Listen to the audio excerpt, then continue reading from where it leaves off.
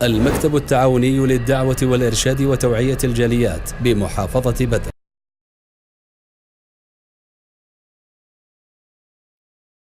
الحمد لله رب العالمين، والصلاة والسلام على سيد المرسلين وعلى آله وأصحابه ومن سار على نهجه إلى يوم الدين. وبعد، السلام عليكم ورحمة الله وبركاته. Lahat ng papuri ay para kay Allah lamang. Naway ang kapayapaan at pagpapala ay mapasuling sugo na si Propeta Muhammad sallallahu alaihi wasallam sa kanyang sahaba, sa kanyang pamilya, at sa lahat ng sumunod sa kanya. Mga mahal na tagapakinig, mga mahal na kapatid sa pananampalatayang Islam, Yaum Arafah, ang araw ng Arafah. Ang araw ng Arafah, ito ang ikasyam na araw sa buwan ng Dhul Hijjah o ika-12 buwan, ika-12 month sa Islamikong kalendaryo,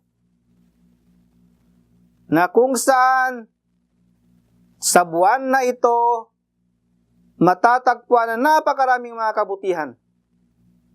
Isa na rito ang pagsasagawa ng Hajj.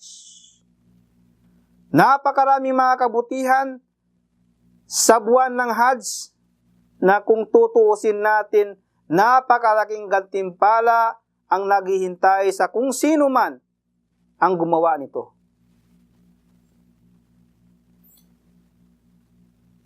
Kung sino man ang may kakayahan, siya ay magsasagawa ng Hajj.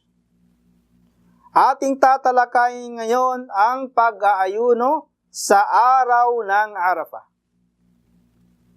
na kung saan sa araw ng Arafah ang nagsasagawa ng Hajj. Sa ikasyam na araw, ang lahat ng nagsasagawa ng Hajj ay pupunta sa Arafah. Sila ay mananatili doon na kung saan tinatawag ito na al-wukuf bi Arafah, na kung saan kung wala ang wukuf bi Arafah ay wala ang Hajj, dahil ang Hajj ay Arafah. Allahu Akbar. Na kung saan ang nagsasagawa ng Hajj sa araw ng Arafah ay pumupunta sa Arafah, na kung saan sila ay humihingi ng kapatawaran sa Allah subhanahu wa ta'ala. Lahat ng mga gawaing pagsamba maliban sa pag-aayuno, sila ay nagdarasal, humihingi ng kapatawaran sa Allah subhanahu wa ta'ala.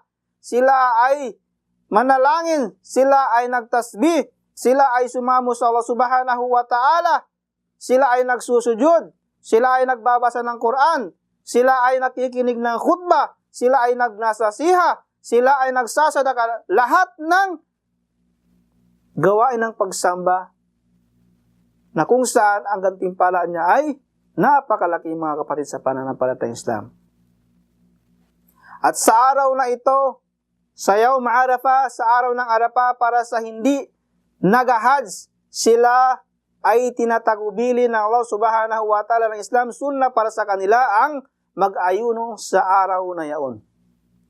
Nang tanungin ng Propeta Muhammad sallallahu alaihi wasallam sa araw na yaon, sa pag-ayuno sa araw na yaon, suila Rasul sallallahu alaihi wasallam an siyam Yaum Arafah. Faqal, siyam Yaum Arafah yukaffirullahu bihi as-sana allati qablaha wallati ba'daha. Sinabi ng Propeta Muhammad sallallahu alaihi wasallam, sa kung sino man ang nag-ayuno sa araw ng Arafah ay pinawawalang sala ng Allah subhanahu wa ta'ala. Pinapawi niya ang mga kasalanang nagawa ng nakaraang taon at ng susunod pa. Allahu Akbar. Isang araw lamang, mga mahal na kapatid sa pananampalatayang Islam, 2 taon na gantimpala ang ibibigay sa kung sino man nag-aayuno sa araw na yun. Allahu Akbar. Mga mahal na kapatid sa pananampalatayang Islam, ang tao ay makasalanan, hindi perpekto, bagkus kinakailangan niyang humingi ng kapatawaran sa Allah subhanahu wa ta'ala sa kanyang mga kasalanan. Hindi niya alam kung anong nagawa niya sa loob ng isang taon at ang susunod na taon at sa araw-araw. Ito yung pagkakataon, ito yung opportunity para sa atin na humingi ng kapatawaran sa Allah subhanahu wa ta'ala. Ang pag-aayuno sa buwan ng Ramadan, katulad ng sinabi ng Propeta Muhammad sallallahu alaihi wasallam, wa ana ajzibi. Sinabi ng Allah subhanahu wa ta'ala, ako ang magkakantimpala dito. Dahil tanging Allah lamang ang nakakaalam sa pag-aayuno ng isang tao. Siya lamang ang nakakita sa puso ng tao kung ano ginagawa nila. Pero sa araw ng Yawm Arafah, binigyan tayo ng katumbas na gantimpala. Kung sino man ang gagawa nito ay mayroong gantimpala. Katulad ng sinabi natin kanina, mga mahal na kapatid sa pananampalatayang Islam. Naway bigyan tayo ng lakas sa araw na yaon upang makagawa ng gawaing pagsamba ng ibada ng may ikhlas.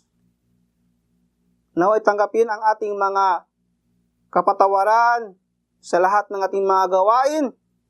Wa akhiru da'wana anil hamdulillahi rabbil alamin.